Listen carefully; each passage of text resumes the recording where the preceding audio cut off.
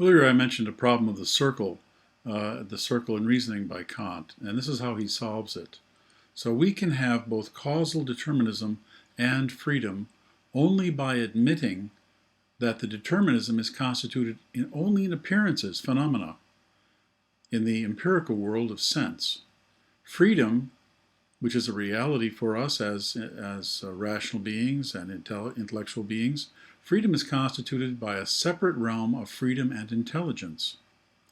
This distinction is made possible in Kant only thanks to the idea of freedom. Now remember, the idea of freedom is a notion that we cannot prove, but we must accept if there is to be such thing as morality. If there is no freedom, there is no morality. And so the idea of freedom must be assumed by us. And remember, the idea of freedom cannot be seen in action in the world as such, because everything we see in the world we analyze in terms of prior causes. So it seems that things are determined when we study them in the world, and yet it also seems that when we consider ourselves as agents and free acting people, that we act by freedom. And it's through our own autonomy, or seeing the moral law within ourselves and acting in accordance with it, that we're able to develop within ourselves the notion of the free, not a notion, but actually the goodwill itself. So there are two realms, or two worlds. So he says, first, when we think of ourselves as free, we transfer ourselves into the intelligible world as members, and we know the autonomy of the will together with its consequence, morality. Now, this is what I mentioned earlier, toward the beginning of the course, in the idea that, in fact, we are people of two worlds, and we must say, with morality, we are strange, we are different, because we are not part of this world. We are not part of the causal structure here. So morality is something very special, and we bring morality into the world as we choose to try to bring about what's right and good through the goodwill in the world. But as free, we are members of another realm or world. Then he says, whereas when we think of ourselves as obligated, we consider ourselves as belonging to the world of sense, and yet at the same time to the intelligible world. So we are involved in two worlds.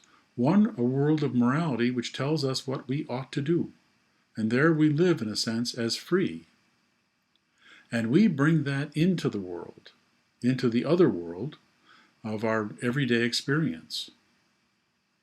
And so we are once in both, as he says here.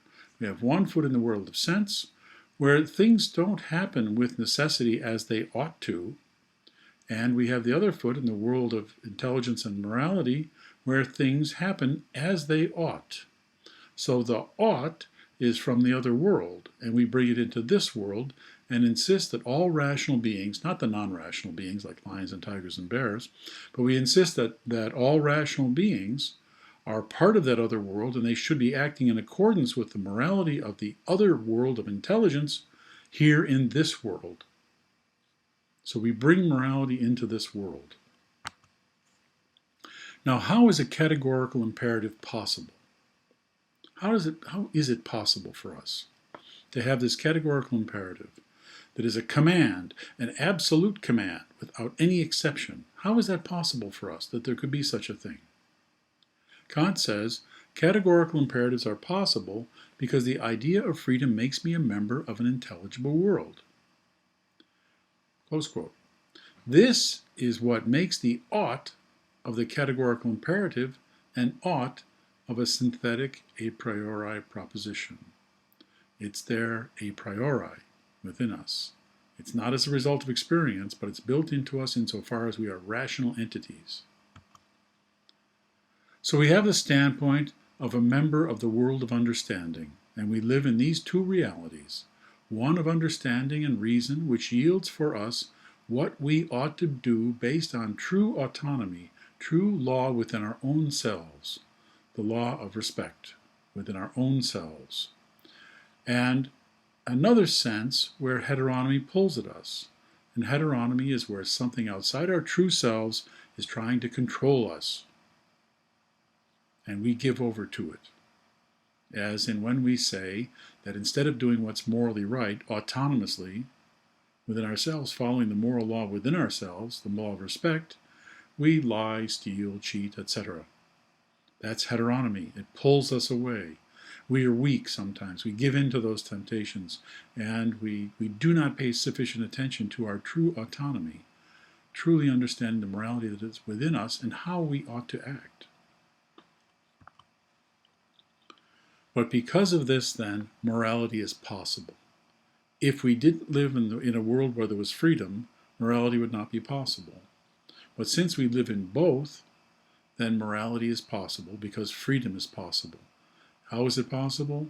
Freedom is possible as an idea presupposed by morality that makes us autonomous and able to act as we see fit in accord with our real natures as rational beings. That is, in accordance with the categorical imperative, which says, again, as you've seen for much of your life, we must act in accordance with respect. Do all the people in the world act in accordance with respect? No. Does that mean we're not morally obligated? No, we are morally obligated to act in accordance with the morality of respect, even if others do not, and even if we sometimes fail to do so as well. It still is an absolute obligation through the categorical imperative. It's absolute for its autonomy. So, still, we cannot prove freedom, we only assert its necessary existence, and so too that of an intelligible world. This is how, then, Kant can constitute morality. As Kant puts it, then, quote, the concept of an intelligible world is thus only a point of view which reason sees itself compelled to take outside of appearances in order to think of itself as practical. And what he means by think of itself as practical, he means think of itself as able to act in accordance with autonomy. So this is outside appearances. We don't see this in appearances. But if there exists morality, this kind of thing is presupposed. We must have this freedom that's involved with the other world if we are to be people of action, bringing about moral choices through our own autonomy, our own self-law. So how should we regard freedom, then? Again, for Kant, freedom is a mere idea, whose objective reality can in no way be shown in accordance with the laws of nature, and consequently not in any possible experience. So this means that the reality we see out there is not the totality of reality. It's the reality that is structured in accordance with the structures of the human mind. And the human mind is set up so as to analyze things in terms of causality. And we must step away from that to see ourselves as truly free, that we are not causally determined, but rather we have freedom to choose to act in accordance with our autonomy. Now, here's a further question, though, for Kant. How do we explain our apparent interest or desire to be moral persons on this account? Remember, there can't be anything in it for us. We have to be doing what's right because it's right. So there's not as if there's an eternal cookie or a blessedness in heaven and that sort of thing. We're not doing it because of that, because that would be heteronomy. We'd be doing it for a reward in that case. So in this case, then we have to consider just why is it that people are interested in being moral. If we're to be disinterested followers of our duty for duty's sake, and that means there's nothing special in it for us, but rather we're doing our duty because it is right for us to do our moral duty. That is, to do what is right for no other reason than that it is the right thing to do. That is, to be duty doers, people who do their moral duty. Why do we want to do what is right and to do what is our duty? So Kant is questioning himself for the opportunity to explain this. For this, Kant confesses that he does not have a complete answer. So philosophy doesn't necessarily answer everything here. So he says the following, quote, consequently, there is for us men no possibility at all of an explanation as to how and why the universality of a maxim as a law, and hence morality, interests us. So we have to be careful here. If it interests us, Are we doing it for some other reason than for the morality for its own sake, moral duty for its own sake? He goes on, this much only is certain.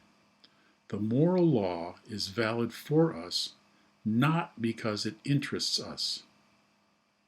Right? Not because there's something in it for us. That's what he means. He goes on, for this is heteronomy, and the dependence of practical reason on sensibility, namely on an underlying feeling whereby reason could never be morally legislative. So if it's just on the basis of feelings, it couldn't have the absolute character of law, moral law.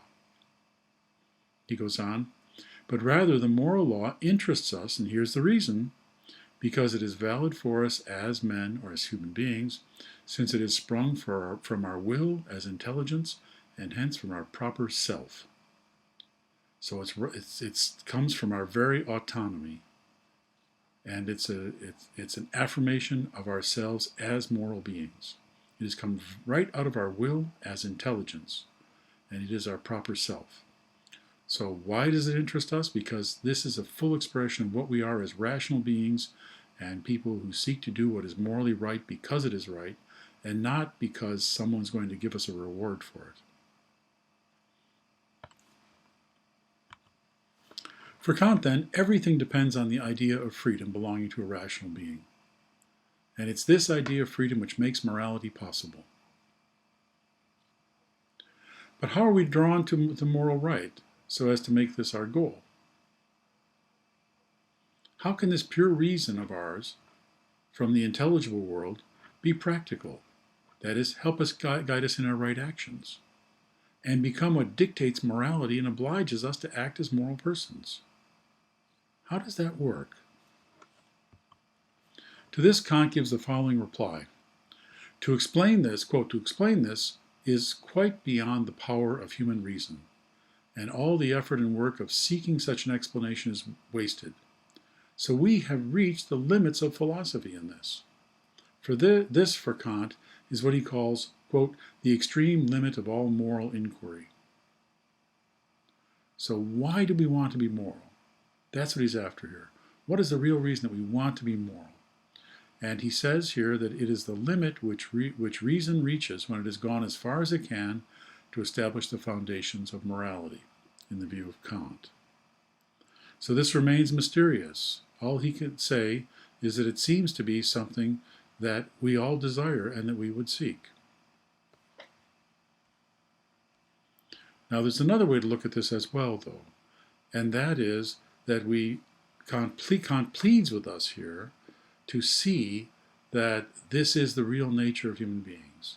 Don't you recognize this in yourself? So that's the final plea. Don't you recognize this in yourself? The philosophical problem is that not everybody agrees with Kant, and not everybody sees this in himself or herself. There are people who would steal the Mona Lisa or some other piece of art worth millions of dollars. These people could also kill for that. And there are also people who would kill for $100,000. There are people who would kill for $10,000. There are people who would take away your entire life and treat you with disrespect by killing you for $100. And Kant thinks that if we could only talk to these people and have them think about what they're really constituted as human beings and as rational beings, that they would eventually come to see that what they're doing is the wrong action and come to see what is the right action. But this is his final appeal. So it does not work out perfectly for Kant, but he appeals to you to see within yourselves this morality and this foundation of what's morally right. Of course, this is not the end of philosophy. This is the Kantian viewpoint that puts the notion of intention as primary. So the moral value of any action lies not in the outcome, but in the intention in accordance with which the activity is sought. So the moral value lies in the intention, not in the outcome. And that's the end of Kant. And we'll talk about this a bit more in class. So I'll stop here.